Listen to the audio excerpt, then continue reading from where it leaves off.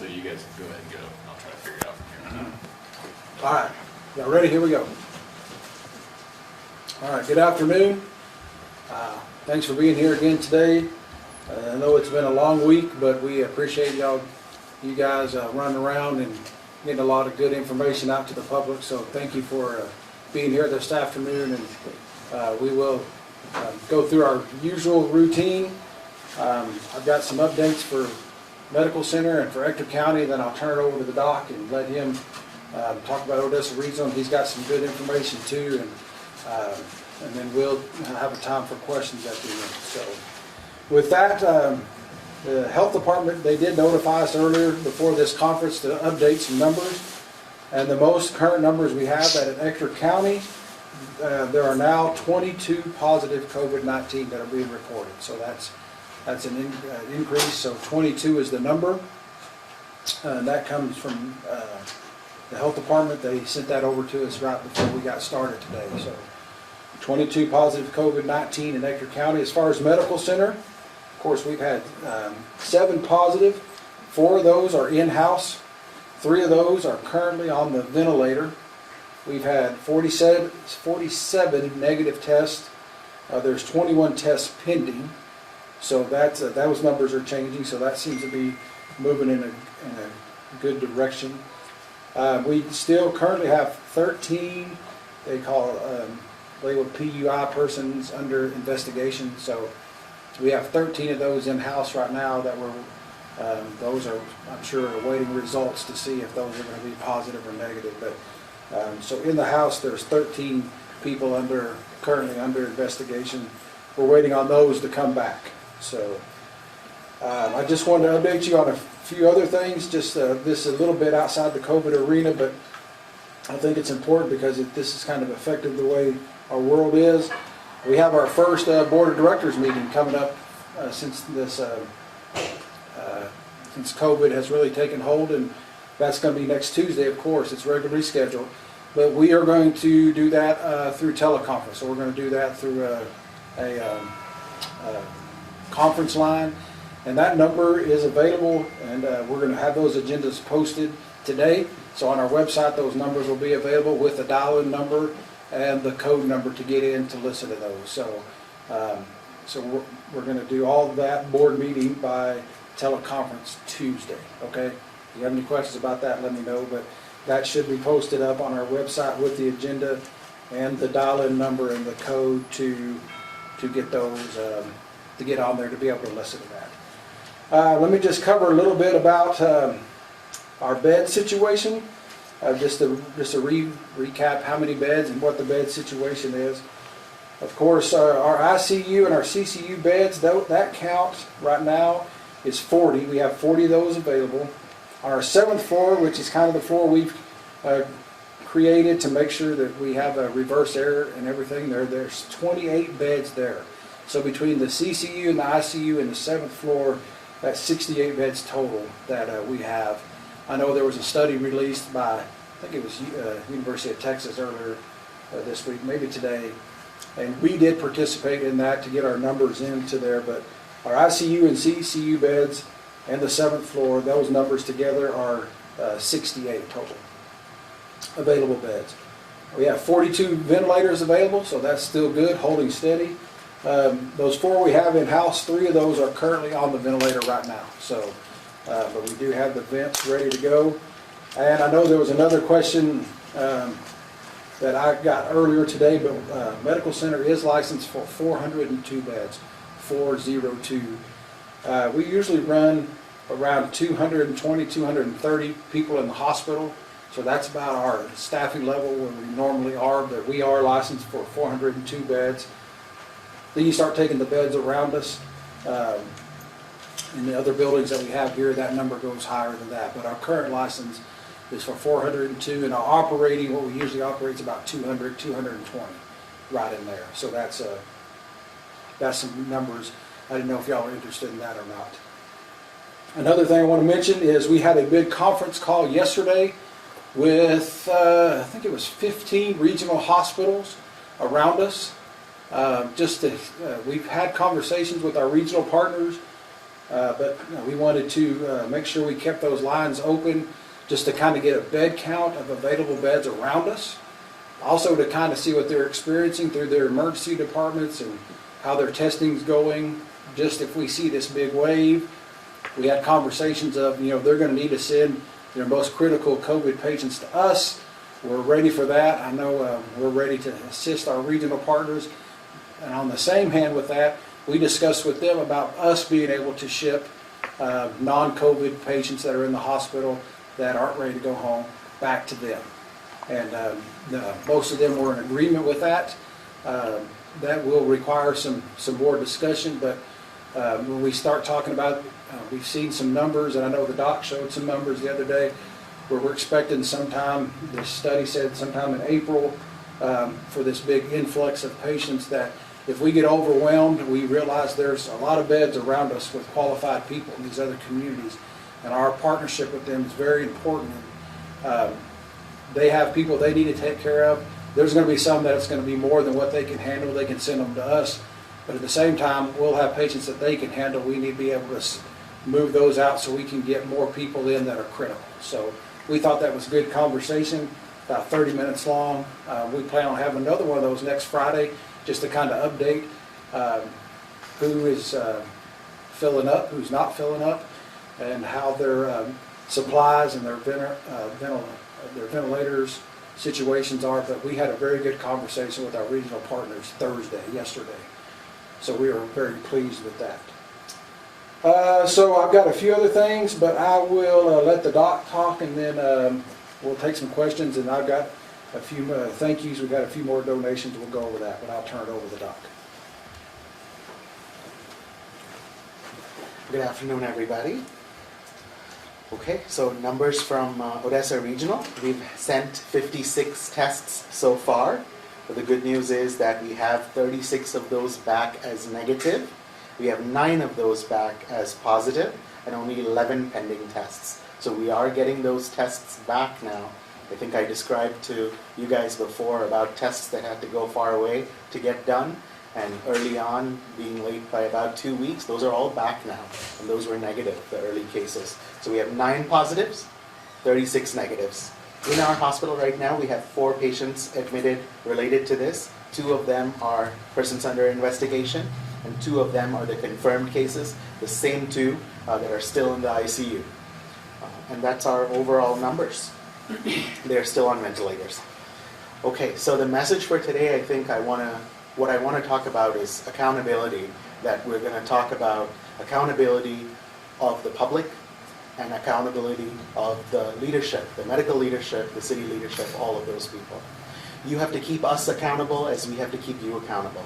We're asking you for something, and that something is to actively do nothing, to stay home and stay safe. You're asking us to be prepared for what is to come. So we have done our best as hospitals and as leaders in the community to prepare, but we don't know when this is going to hit us fast and furious, right? So we're seeing this trickling in of cases. Okay, we have 20 cases, but you look at a place like New York and it has thousands of cases, right? But if you look at overall percentage of cases, you look at New York now, you think New York now, and you're thinking, oh my God, it's full of COVID. Well, the percent of the population that has COVID there is less than 1%, just based on the numbers itself, but that's what you see. So you know how hard it can hit, even if only less than 1% of the patients get COVID, right? So I guess what I'm trying to say now, for us to keep each other accountable for the long term, not knowing what this timeline is going to be. Is it going to be months before it hits us? We don't know. There's prediction models, and I shared that with you yesterday. But we have to be prepared for the long run, and that's why I called it a marathon. And I think we have to be on the sidelines for each other, encouraging each other on, handing each other the cups of encouragement and saying, let's keep going on this marathon. Let's stay home. Let's stay safe. And I think that's the big message for today. Thank you. Russell, could you read the county numbers and ACH numbers again, since we... I will, yeah, no problem. Let me just talk on what the doc said. Your analogy, this is not a sprint, it is a marathon. And unfortunately right now, the finish line of the marathon seems very far away. I think that we all have to do our part, and you're right. What can you do is nothing, and that's very well put, because we do need people to stay at home, stay out of people's space, the 6 feet apart, wash their hands. We need that, and that is a big part. But back to your point, we had a meeting this morning that this is not a sprint. This is not going to be over quickly. This is something that we need to buckle down, stay prepared, and be ready for in the long haul of this, to make sure that we're all doing our part. And piling into the grocery stores and into the home improvement stores is not doing your part. We completely understand people need supplies and things to live, and we want people to do that. But be smart when you do that, and make sure that you're not piling in with 300 or 400 other people. So I appreciate your thoughts on that, Doc. You hit it right on the head, that this is something that we're going to have to grind through and hold the line, and just make sure that we're all doing our parts. To repeat our numbers earlier, we did receive notice from the health department. Ector County is now reporting 22 positive COVID. That's up from yesterday. So 22 positives. At medical center, 7 positive.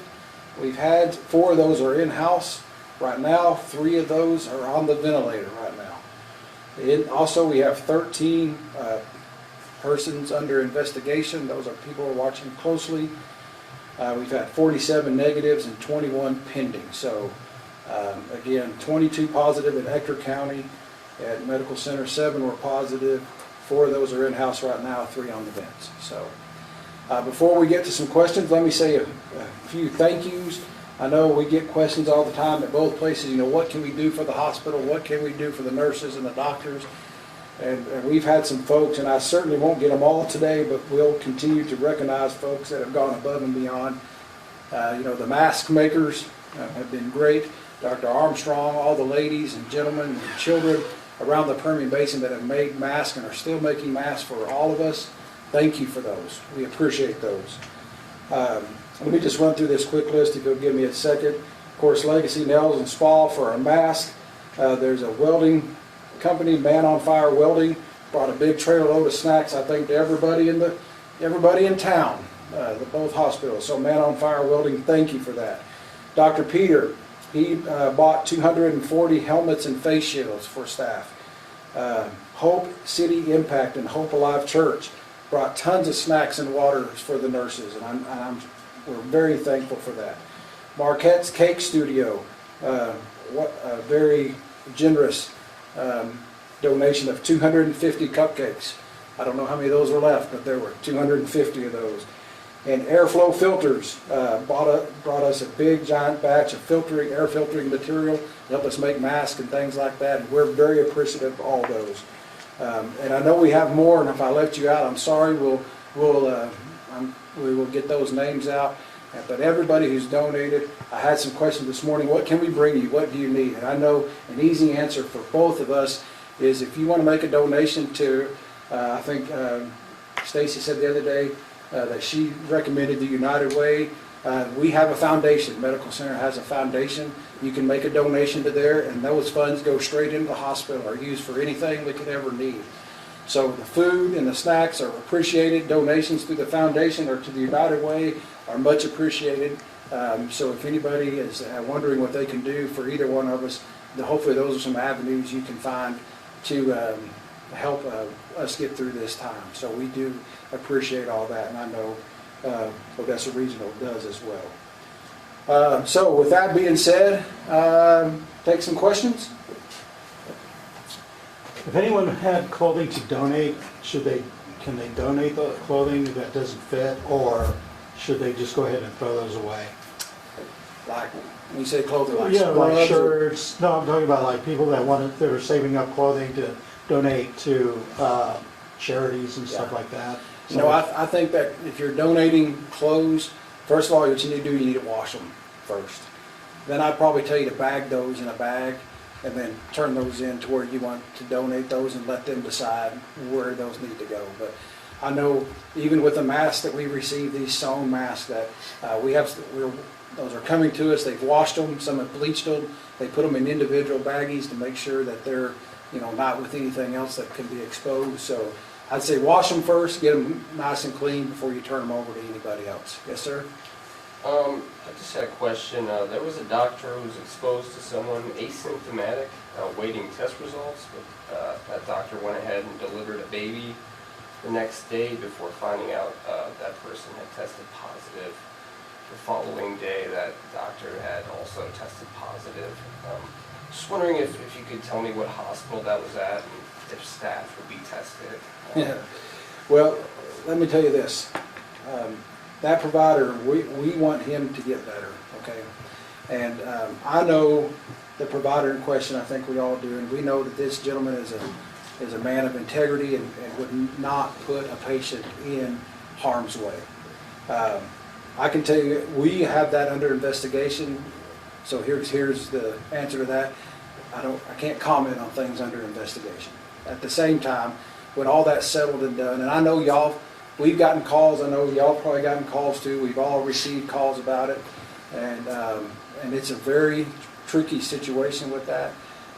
But I do know that when we talk about doctors, we hold those individuals in a higher regard. And like I said yesterday, these guys are going to get, and gals are going to get sick too. And I know anywhere in our building, and I'm sure in the regional building, when these guys come in, they go to patient care areas. Our policy through the CDC is that they gown up and mask up. So that way, even if they're negative or positive, they're gowned up and they're not exposing anybody. That's per the CDC guideline. And we've had that plan all along.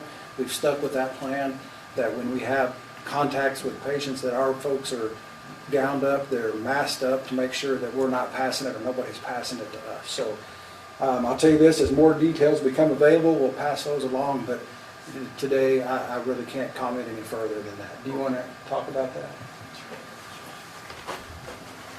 I don't specifically want to answer the question about a single doctor. I think there's plenty of information already out there in direct interview with the doctor that's out on the media that people can watch, so he can speak for himself.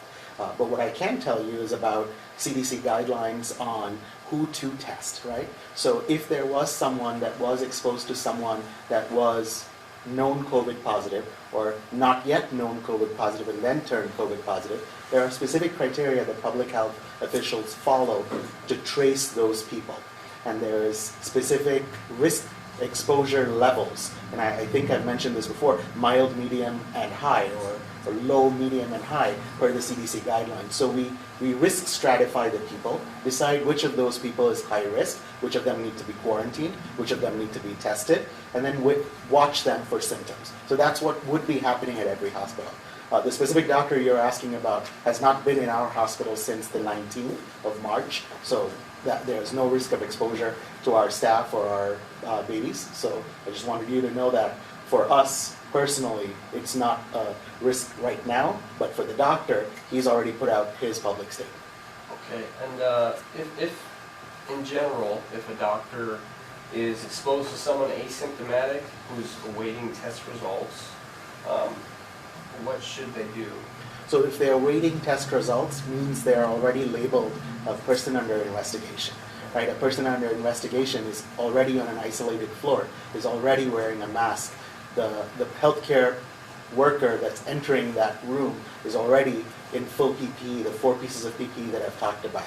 So the chance of exposure, you're already minimizing as much as you can. Whether they turn out positive or negative, you're decreasing that chance of exposure. And everybody is monitoring for symptoms. So our hospital right now, everybody is encouraged to take their temperature twice a day and report to employee health about a list of symptoms that they could have. And if they become symptomatic, remember priority 1. So we would test them right away, send them home to isolate, and wait for the negative test result to come back before they'd be able to come back to work. So there's a lot of precautions in place to prevent any kind of exposure. Did I answer your question? No. If say if a doctor was, in public, Yes. exposed to a friend or family member who said, I'm sick and I need to get tested, and they get tested, that doctor knows they're exposed to someone, do they go to work the next day? Yes, they Okay. do. They are asymptomatic and they wear a mask and they continue to go to work till they are confirmed exposure. And then depending on the interaction, how close were you, what kind of contact did you have, all that risk stratifies you, and then we decide based on those. Just let me go a little bit further on that question. We both of us have strategies for in and out. So, for example, let's say we have a nurse that gets exposed, tests positive somewhere outside. They go through the process. We retest them 14 or 20 days later. They're ready. They're negative. They're ready to come back to work. We have processes in place to make sure, even though have been through it, are negative, that they're protected themselves and the patient, like wearing masks, so we have I want to say an in and out strategy, before you go out, if you're sick, and then before you can come back in when you're better. So those are out there, and honestly, those were pretty easy because the CDC lays that out very specifically on how to handle those folks, especially the healthcare workers. Just for Doc, what's the morale of the ER, the ICU team? Can you talk a little bit about your team? Absolutely. I mean, volumes have drastically dropped in our hospitals. Russell has told you that before as well. The morale of the doctors is great. They are prepared. They're happy that we have had this time without the big surge to be able to prepare. So everybody is ready, and everything is on the sidelines, ready to deploy and take care of the surge when the surge does occur. But like I said before, we don't know when that's going to occur. So now it's that waiting period. So there's this level of anxiety of, yes, the cases are trickling in, but when is this big thousands and thousands of cases going to happen? Is it going to happen? We don't know the answers to that question. And I think the doctors are in the same boat as you, as people, not knowing exactly what it's going to come, but well prepared for when it does come. Are there any activities you do with them to build their confidence? Do you have people that come in and say, I may not be able to do this, but then you turn around and have a conversation and just... It's an excellent question, and that goes for everybody, right? Not just the healthcare field, but definitely the healthcare field more because they're on the front lines. Yes, there is a lot we do with regard to drills. Yes, there is a lot we do with regard to providing support in getting them prepared and getting them to a mentally, to a mental ability to be able to put up with what they are going to go through. None of us have gone through it, so we're thinking about what it's going to be like. We're watching how it is for other people to go through in China, in Italy, now in New York, and trying to learn from them and prepare our people for the worst if it is to happen. We have nearly about 30,000 viewers on our television program. Online, it skyrockets. Some of these folks say, I want to be interested in the medical field. How do they go about preparing themselves to study to be a nurse or a doctor? The interest, has it gone up? Oh, I don't know if the interest has gone up. If you're telling me the interest has gone up, that's great. We definitely need more people that are interested in serving other people. That's the reason you go into this field. Probably this is not the right place to talk about how to get into nursing school or medical school, but we appreciate this sentiment. And we echo the sentiment for any disaster when it happens. We all feel like, oh, we wish we could be there to do that, to help. And we really appreciate that sentiment. Yes. Is there any type of debriefing, like at the end of the week with staff, to try to see, try to come together and try to come up with scenario, what you did for that week, how to make it better? Yes. Yes, there is. So there is formal and informal debriefing, so it may be staff-specific, department-specific. There are drills, which is what I was mentioning earlier, to go through what would happen. Some of those drills are tabletop, where you just sit around and talk about a scenario and go through it with the leaders, and some of it is actually calling out the drill and walking through what it would be like if it happened. So yes, there is both of those things. Do you think that because our numbers seem to be slow in coming, that it's giving the hospitals time to prepare? Absolutely, it is. And I think without this time to prepare, we might have been caught in the same scenario that New York is now. But now that we do have time to prepare, I'd hope to say that we are starting to get more and more prepared and we can perform better. At this time, are there any further developments from the vaccine from what you said last night? No, it's not going to be days before anything changes with regard to a cure or a vaccine. There's no way to predict exactly when a medication could come out or when a vaccine could come out, but we do have past experiences with other viruses. So if you look at it, that time frame could be anywhere about a year with several months on either side of it coming through. So there could be a medicine available or a vaccine available. Remember, we got introduced as a world, we got introduced to the virus in December of last year. So people have been working on it since then. So it's just a matter of time before the lab, some lab somewhere comes up with something that they can publicly announce and make available to everybody else. So if there was a vaccine, would everyone be required to get it? Depends on the type of vaccine, depends on the type of medication. So the CDC again would then look at what the case load is, who needs to get it, who doesn't need to get it, depending on how the vaccine works, which stratifications. So we talked about priorities for testing, right? So this would be a very similar answer to testing. They would prioritize and they would say, okay, this group gets it now, this location gets it now. And we don't know exactly how that'll play out. So we have to wait to see when it does come out. Guys, the conversation in the CBS 7 newsroom at least has gone in the last week from testing and numbers to, we're hearing from doctors and nurses now who say there's a PPE crisis in all 3 hospitals. And I don't think we hear it in these meetings, but I'm getting pictures of nurses and doctors in black hefty trash bags. I'm hearing from nurses that say, I have to wear my mask 4 days in a row, and it's really only meant for 1 day in a row. If these people get sick and they can't help, then we're in a bigger crisis. But is there an equipment crisis up there where they just don't have enough to wear right now? So the answer to that, well, you said many things, but the answer to that is no, we're not in a crisis right now. I don't think we will get into that crisis unless we know when that surge happens, how fast and furiously it happens. Then we'll know whether or not we're in a crisis. We have a stockpile, a very healthy stockpile, and as I'm sure Medical Center does as well. So we are prepared for a surge. We just don't know how big that surge is going to be.